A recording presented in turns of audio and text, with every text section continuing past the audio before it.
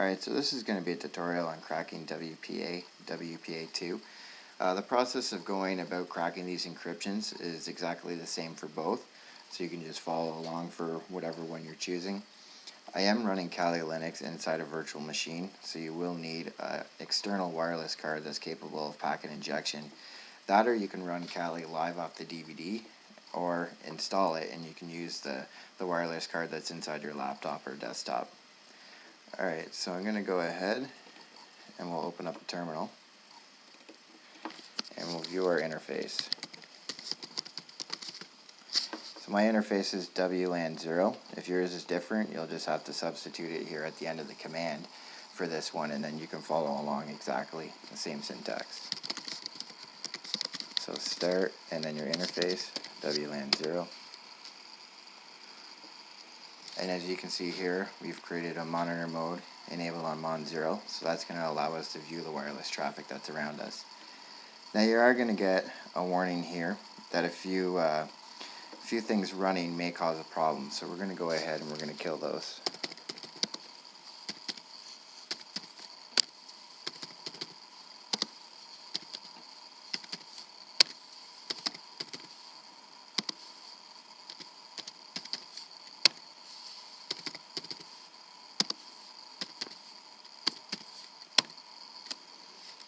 Alright, so yeah, sometimes I get this, no such process. Sometimes I kill it successfully.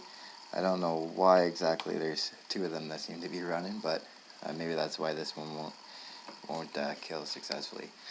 Alright, so from here we have our interface into monitor mode. So let's go ahead and we'll view the wireless traffic that's around us and find ourselves an access point.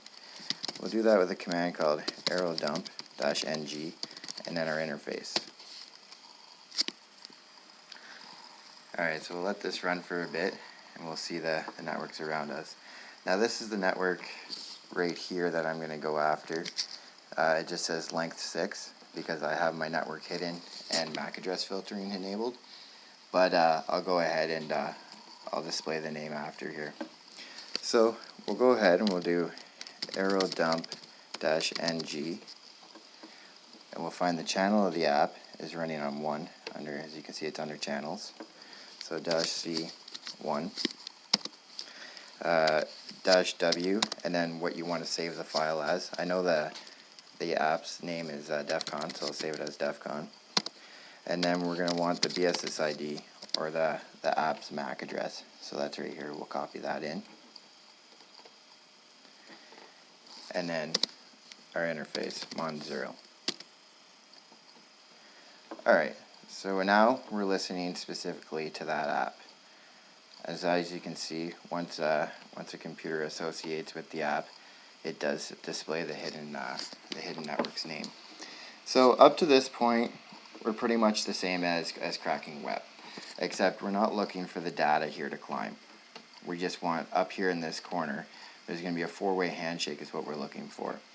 So technically, we're going to kick off one of these computers that's connected to the internet, and when it reassociates or connects back to the app, it's going to give us a four-way handshake where we can go from there and continue our attack. So we can de-authenticate a client with the command replay -ng 00-a and then the app's MAC address, so we'll paste that in, and then our interface, Mon 0.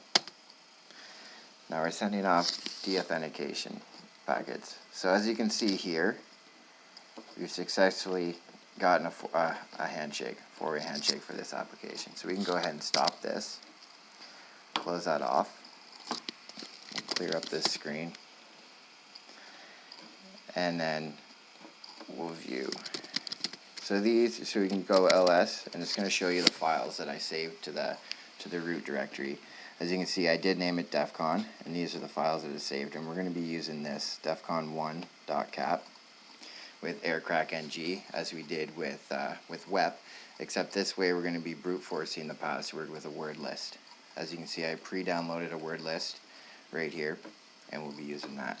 So aircrack-ng-w, and then our word list.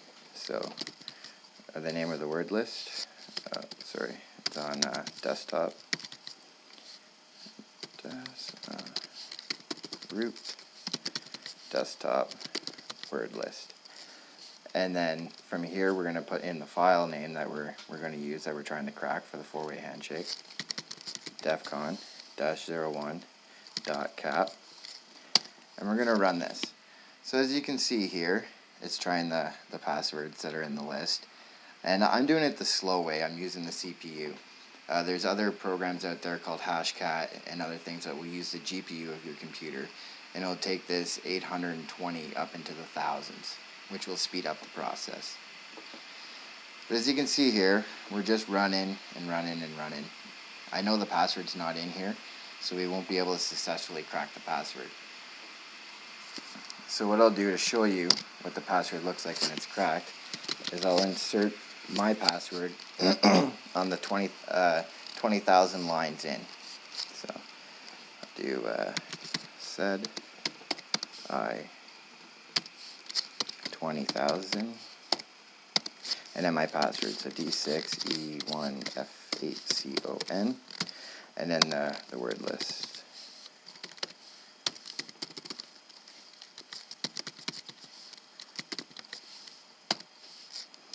Alright, so that's going to insert my password on the 20,000th line, so we can go ahead and view what it looks like when the password's cracked. So we'll wait for this to complete.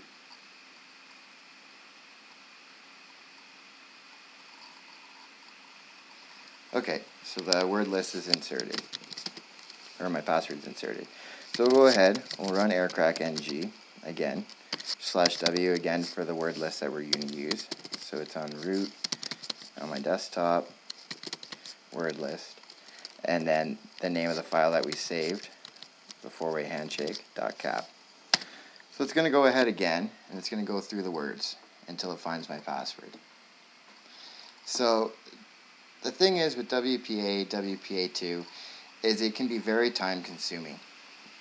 If you don't have the word in the word list, it won't be found. Brute forcing can take a very, very long time, seeing that WPA passwords can be a max of 64 characters. They can be uppercase and lowercase, numbers, and special characters. So you could be there for quite a while. So as you can see, the key was found, and there's the password. So for instance, just to show you how long it would roughly take, we can say, okay, so say the password is 8 characters, and where you say it's uppercase, lowercase, and numbers. So that's 26 letters up, 26 letters that are lowercase, and then 0 to 9, so plus 10. So it gives us 62. So really, if you go 8 to the power of 62, this is how many possible combinations there would be.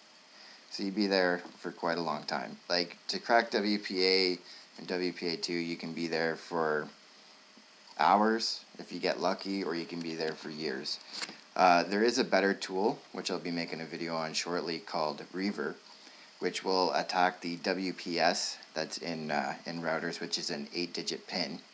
You crack the first 4 digits, and then the last 3, and then the last digit's a checksum, and it will spit out the WPA password, WPA2 password, in a matter of anywhere from 4 to 10 hours.